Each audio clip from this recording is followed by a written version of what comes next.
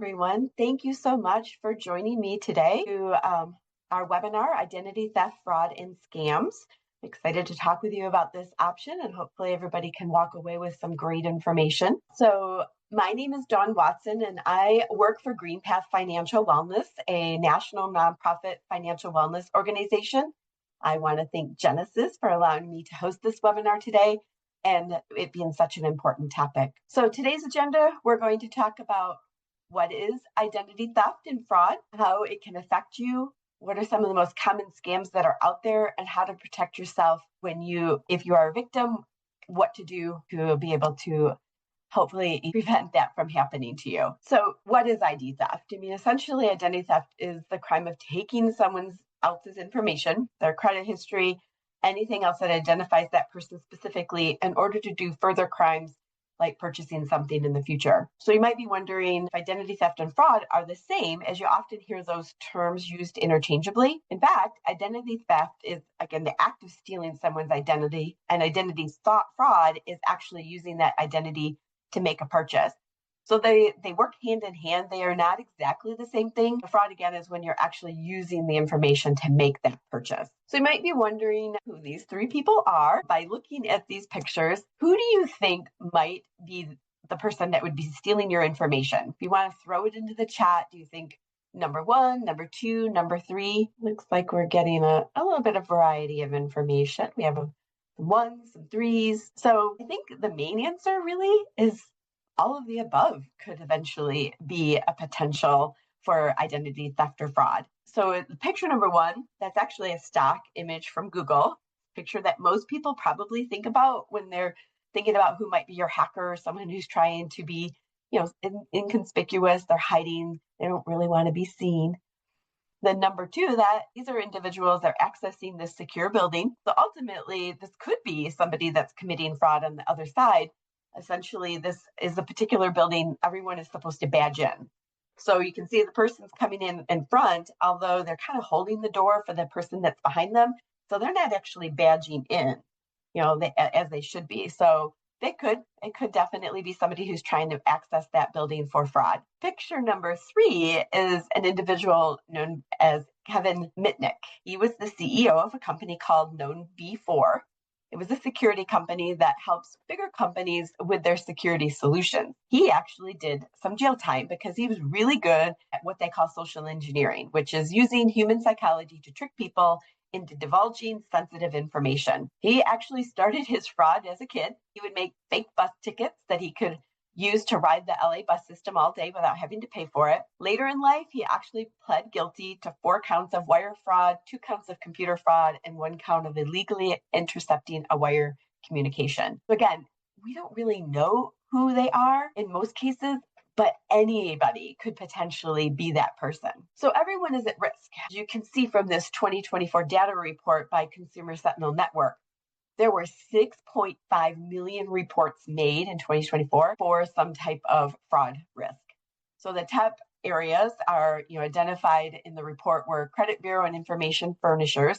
These are people who supply the information to the credit bureau. So there was some things related to that. Identity theft was the second, and imposter scams was the third. It also shows that the age range that are being reported that were victims of identity theft, it does vary as well. So you can see that 20 to 29 group, 44% of the reports were made by somebody in that age range. The age 70 to 79, 24% of the reports were made by this group. There really is no one age group that is immune to being at risk. So you might be wondering, what is exactly an imposter scam? So this essentially is somebody might be calling, texting, emailing you to convince you they're someone in authority. They may even use caller ID to make it look like they're calling from an official government or business number. And again, anybody could be at risk of falling victim to this. Back in 2023, Andy Cohen, I suspect that most of you are probably familiar with that name. He actually was a victim of an imposter scam, and he shared his story on YouTube. He was on the Today Show, and he talked about what had happened.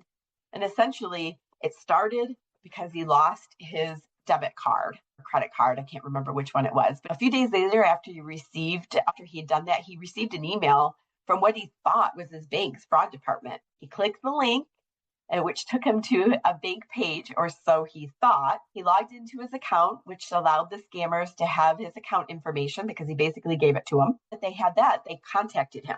They contacted him by phone and basically was giving information to these imposters claiming to be their fraud department, gave him some that were to do some things. And essentially what it was giving them was access to his phone information. So then when he was typing in his passcodes, they were having him do wire transfers from his own account. He unknowingly authorized these transfers of his own money. So again, anybody could potentially be a victim of fraud or scam. So I did put that in the chat if you wanted to watch that video. It's kind of interesting. I think, we always think, oh, most people aren't going to be impacted by this, but you never know. So as far as our high risk profiles, social media users do really tend to be a high risk profile. And that's simply because we're taking information in and posting information out. So there are a lot of scams that are happening on social media. Think of the clickbait scams where you click on a picture and it'll tell you to update your software or to view it. If you click on the update software, you're likely going to install a virus. Or if someone sees a social media feed that, win a free TV or fill in this, and if you click on those links, you're potentially, again, going to be providing that unknown entity personal information.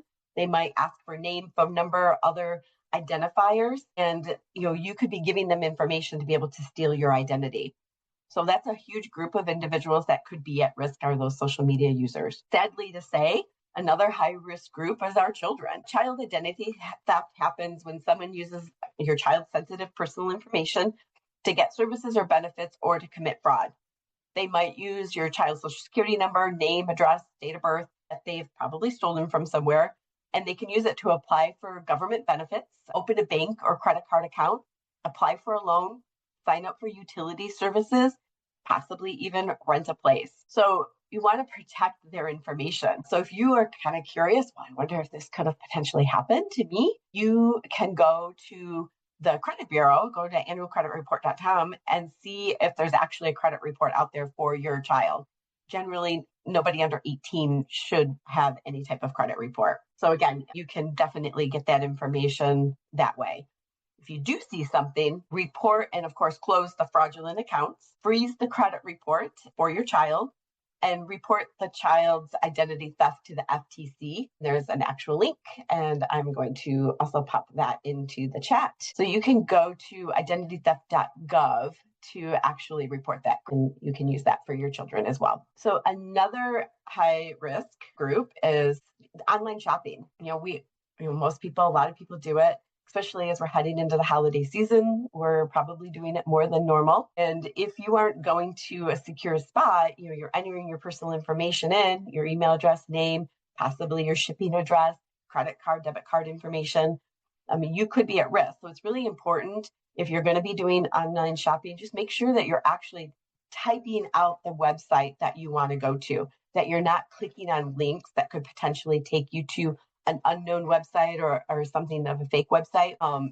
People actually can spoof a website, and that is why they make it look like the legitimate one, and you have no idea when you go there. So, make sure that when you go to the website, the HTTPS is there, or you can see the little lock for the security. Make sure you're going to the actual legitimate site to help protect yourself. So let's talk a little bit about why this matters. You might think, okay, yes, this is all great information, but it's not going to happen to me.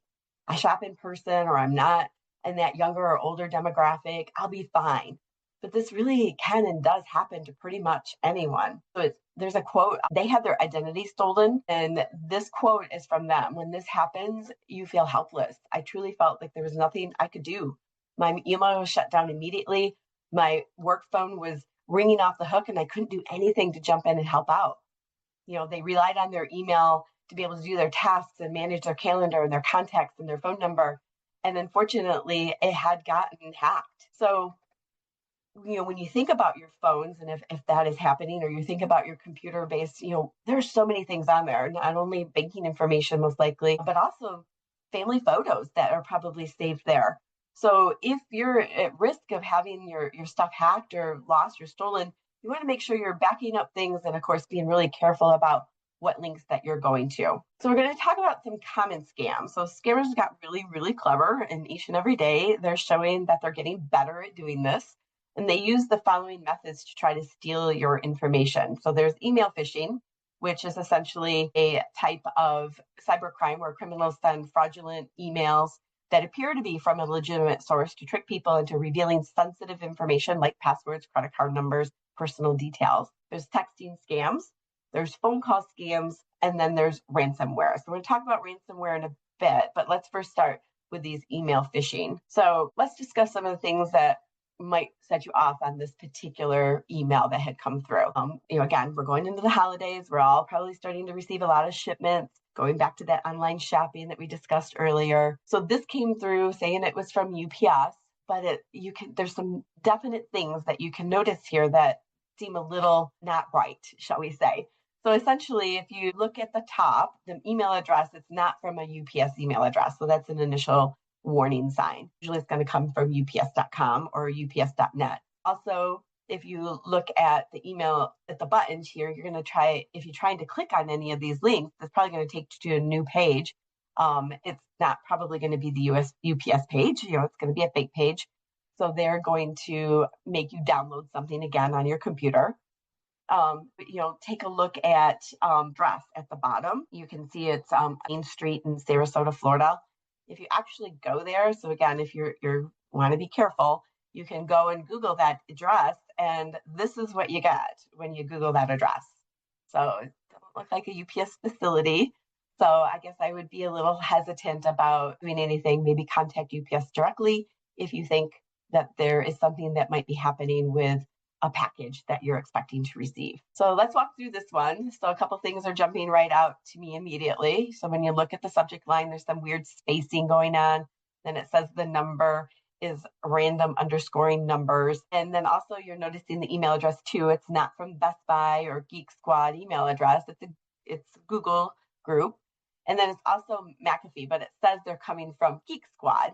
And then there's also a thing about Norton Secure. So I don't even know what company this is supposed to really be from. And then also the address at the bottom again, that address is again going to go to this. So likely not a legitimate correspondence. So we're going to throw one more out here. So what do y'all see in this one that might flag as a questionable reason to not be confident about this?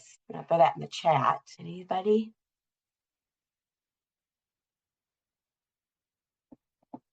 Yeah, it looks like, yep, there's the typo in there, customer. The email address, the logo's off. Yep, that's not the current Gmail. Yeah. Also, I mean, you kind of read it. There's like a sense of urgency in this email. They're trying to get you to be like, oh no, I got to deal with this. Oh no. And then click into something. So yeah, not having the Gmail address. So anytime you receive something, just be cautious. Step back, take a minute. Review it carefully. Make sure that you're not clicking into something. Yeah, either English is suspect. Make sure that you're looking at it carefully before you click into anything or give any information out to anyone. So here again, the Gmail, the customer, the scan for viruses, that email address at the top. So yeah, also texting scams occur. When someone texts your number, they're typically impersonating someone or something that you may know. They could come from a suspicious link, trying to get you to click the link and go somewhere. Text claiming that your information has been stolen or about purchases that you maybe didn't even make. There's a lot of like sweepstakes things that come through. I know I've been getting some text messages on my personal phone that acts like somebody I should know, like being super friendly. Just want to make sure we're still getting together on this date. And I have no idea who they are, what phone number. I don't reply. I just delete those things right off. If it's somebody that really needs to get in touch with me, if they have my phone number, they know how to call me if they needed to. So, just be very, very careful. Yeah, you get those 2 times. Yeah, exactly. It's kind of annoying. So let's walk through what is odd about this particular text message. So if you want to throw anything into the chat, definitely, I'm sure probably some of you have also seen these. Again, that urgency. Oh, you've got your package coming. There's you got to call us or we're going to send it back. You have to wonder, where these are coming from. Yeah, you want to yes or no to these texts. Yeah, so essentially when these come in, in many cases, you probably haven't even ordered a package, right? It might not even be something that you're expecting. But if you are expecting something, again, don't do it through the text message. Contact, if it's the United States Postal Service or if it's UPS or FedEx or whatever it is, to determine or see if you can go back to, actually delete it. Exactly. So many times we've received these, but not everybody knows to delete these. And so again, making sure that you're aware, making sure that your family members are aware, making sure if you have children that they're aware that these things are legitimately not legit. So make sure that they're getting clean, don't click into these things. So let's go ahead and talk a little bit about, phone call scams and specifically regarding like AI. So, there's been a lot of stuff going on around lately that, AI is used to create these phone call scams, primarily taking voice cloning to create convincing fake audio of a loved one to impersonate them. Scammers use the audio samples that you put on social media. Again, social media can be great, but it also can be your enemy. So you want to be really careful about what you're posting on there. They basically mimic the person's voice, use the clone to make calls or leave messages requesting typically money. And this allows them to create a highly personalized, emotional, manipulative scam that pressures the victim into acting immediately. So if this happens, really be cautious. Don't, again, get pressured to act quickly. Hang up, call the person that they said they were, confirm what's going on, and make sure that you're not going to be at risk of giving money to somebody because you're thinking you're doing something right for a family member, a close friend, or somebody that you know. So be careful with those. Also, another person they might try to impersonate is like government agencies like Medicare, Medicaid.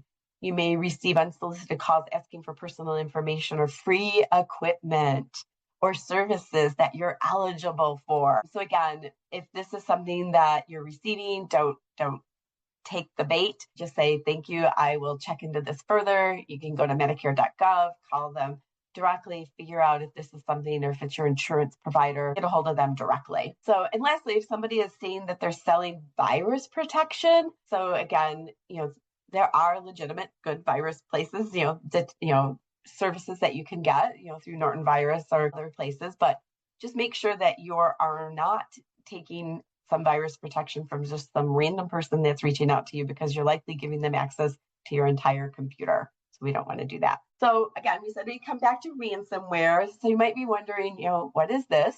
Essentially, it's a cyber attack where criminals will gain access to your machine via one of the ways that we've talked about, and they'll actually block access to you for your data.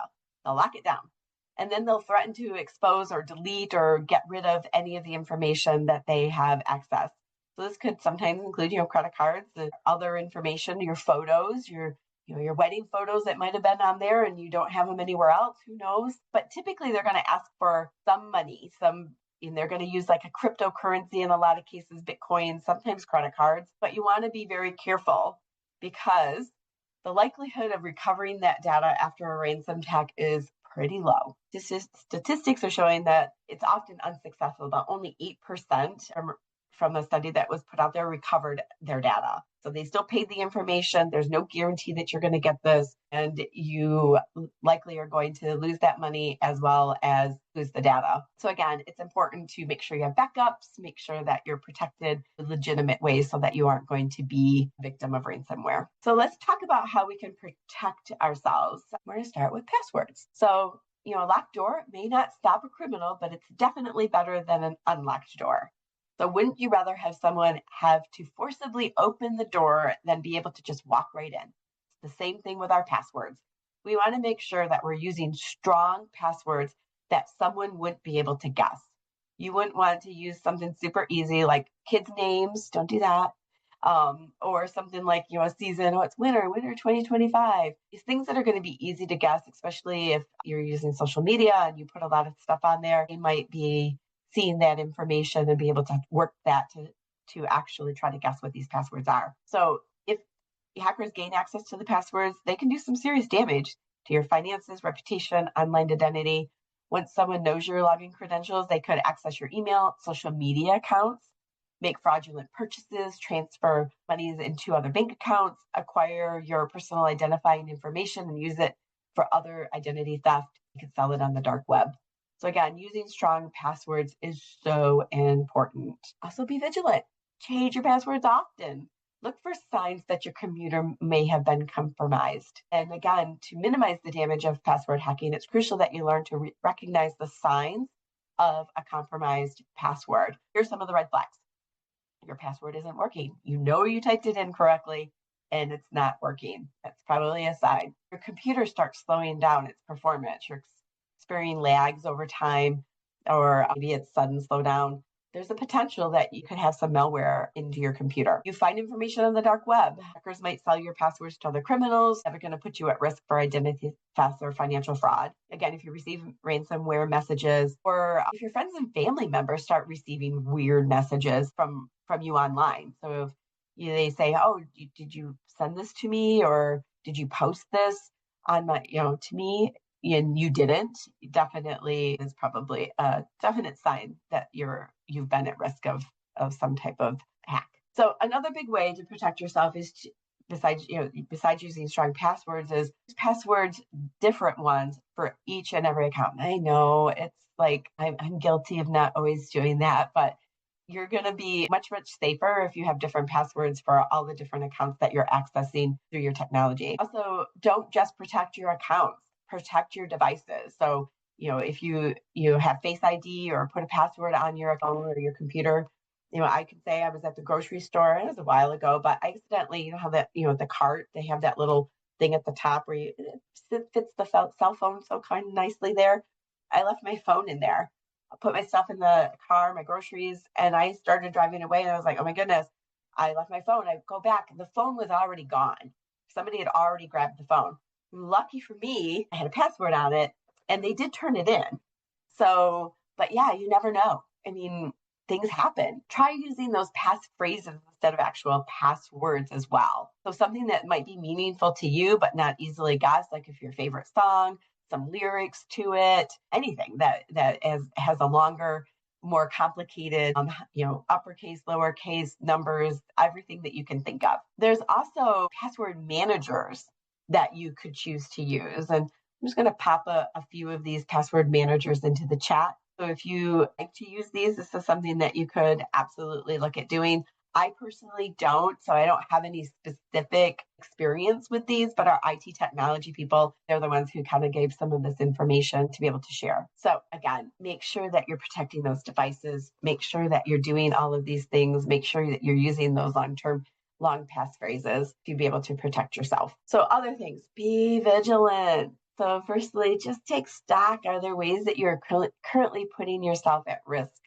Or alternatively, are there ways that you've worked to protect yourself? I've seen people sharing different things in the chat about these long passwords and things like that. So just, again, really think about, what can I do differently to make sure that I am not going to become a victim? Make sure you're steering clear of the suspicious links, websites that are out there. Make sure that, again, you're typing in those URLs. Next, don't give out your information to anybody on the phone or through email unless you initiated that interaction. So definitely, again, make sure you're logging into the actual website. Next, delete unknown emails and don't download those attachments. So if you see one of those emails that we shared with you that was a strange email address, there's misspelling, there's inaccurate address, just delete them. Also, it's important to protect not just, again, your devices, your online accounts, but your physical documents.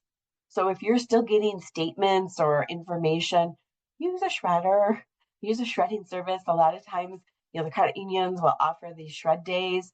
Take your stuff in there and shred it, or invest in something that you can use at home to protect yourself from additional potential thieves going through your mail. And then, of course, be careful when you go online. If you're not at home, make sure you're using a secure network. Don't go to the coffee shop and use their internet to access your financial records or anything like that. Make sure that you're using a secure network. So let's talk about what can be done if you are potentially a victim, or how to identify that you are potentially a victim.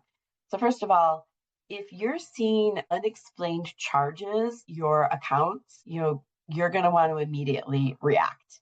Contact whoever the account is with, close it, make a report, that you've been a victim of identity theft, so they can investigate it on their end, and then make sure that there's nothing attached to that card that's currently that you actually have been using. So if you set up auto payments to go to that card, make sure that you contact whoever the company is that you're using and get those changed as well. Next, if you're still receiving paper bills, which I highly encourage you to switch to not receiving them in the mail, because they can be taken out of the postal box very easily, and there's lots of information on those statements. But if you were receiving them and all of a sudden you're not receiving them, that's a big red flag.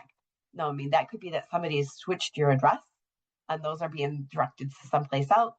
So definitely, again, right away, contact whoever the bills would have been coming from, make sure they have the correct information on their records, make sure that you consider switching it over to a digital format instead of actually getting those paper statements.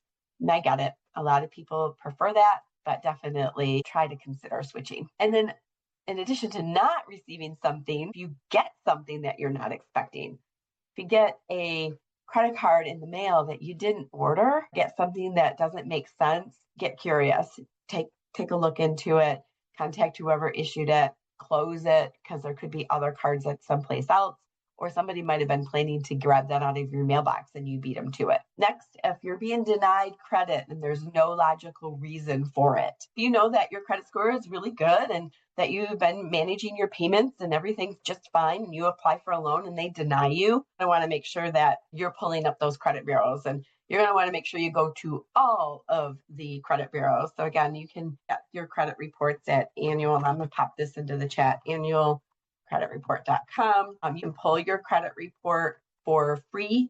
Each of the 3 credit bureaus, technically, the requirement is 1 per year, each of the credit bureaus. However, you can actually more frequently. They've been allowing people to pull them weekly if they wanted to. You're going to get the report, not the scores, but again, important to make sure that you're inquiring and again, filing up with any reports that need to be made to creditors if you have things that are reporting there that's not yours, which kind of goes back to our credit report, inaccuracies on that credit report as well. And this could be including not just creditor data, but this could include like your personal information. If there's addresses on there that you've never lived at that are all of a sudden reporting on there, different changes in how your name is spelled, that could be a red flag. So it's not just the creditor data that's of concern, it's all of the data that could be of concern. So once you know if you've been a victim, what do? Contact the government authorities. Go to that I put into the chat earlier, identitytheft.gov. Make sure that you're filing a report there. Make sure that you're contacting the creditors and the financial institutions, letting them know that your identity was stolen. Also verifying if there's any charges or other things that need to be disputed because of that identity theft. Again, contact the credit bureau, all 3, Experian, Equifax, and TransUnion. The other important thing that you probably should do, whether you've been a victim already or not, is consider putting a fraud alert or a freeze on your account. So the freeze is going to essentially limit who can access that credit report for any reason. So that includes you. So if you have a freeze on your credit report and you know you're going to need to apply for credit, you're going to need to have that freeze lifted before you go actually apply. But it'll show up. So if you're a victim of identity theft and somebody's trying to apply for credit in your name and you have a freeze on it, whoever they're applying with will see that. Also, you can put a fraud alert, security alert on the credit report. So lenders will take extra steps to verify identity when they receive a credit application in your name. That's another good important thing to do. So once you've done that, it's time to contact your local authorities. So in most cases, contact your local police, file a report with them so that you have that. And also make sure you're maintaining good records and follow up. Keep everything that you've done. Document who you talked to, document when, document what was said and what's going to happen. Because you may need to use that in the future, especially if, again, your credit report has had some damage because of it. You're going to want to be able to have all that information to get that disputed and removed off of the credit report. Also on the credit report, you're entitled to include a 100-word statement. It doesn't change anything as far as your credit score is concerned. But anybody that pulls the report, they would see this statement and you could have put in there what has happened or when it happened or any information that you want that's relevant to somebody that you might be applying for credit with. I know that we've talked about a lot of information. So if you do have any questions, I'm happy to answer those. You can pop them in the chat. I will keep my eyes open for those. And while we do that, I'm going to pop a couple resources in. There is a page on the GreenPath website where you can access a lot of information if you think that you are, or if you've been, or if in the future you were to become a victim of identity theft. So you can go check that out. Also, Genesis has an article on their website for cybersecurity tips. So it's a great place to also go and check that out. If you have any specific questions regarding anything for your Genesis accounts, you can definitely contact them directly. And I'm going to pop their website and their phone number into the chat. And if you are just unsure about, how to read your credit report and you're curious about what's on there and you want to have a conversation with GreenPath, you're welcome to also give us a call. I'm going to pop into the website as well as our phone number where you can call us to complete a free and confidential assessment, and we can talk about what's on that credit report and talk about, again, options and ways to try to manage anything that is of concern. So what are dangers with QR codes or mailed items? So yeah, there's been a lot of things happening where companies mail you like things that you've never ordered, and then they're just kind of testing to see, what's going to happen. QR codes, again, anytime you're scanning something, I mean, we use a lot of QR codes here at GreenPath, but anytime you're scanning it, just make sure you know where it's coming from. Don't just randomly pick out a QR code if you see it on some flyer, on social media, or somewhere in the community. Just be really careful about clicking on those. Essentially, when you click on it, it's going to take you to a website, and then that website could be a not legitimate website, and then you click into that, and you likely could be giving them information that you didn't realize you were giving it to an inaccurate place. So I would just be very careful. Don't use the QR codes unless you know legitimately where it came from.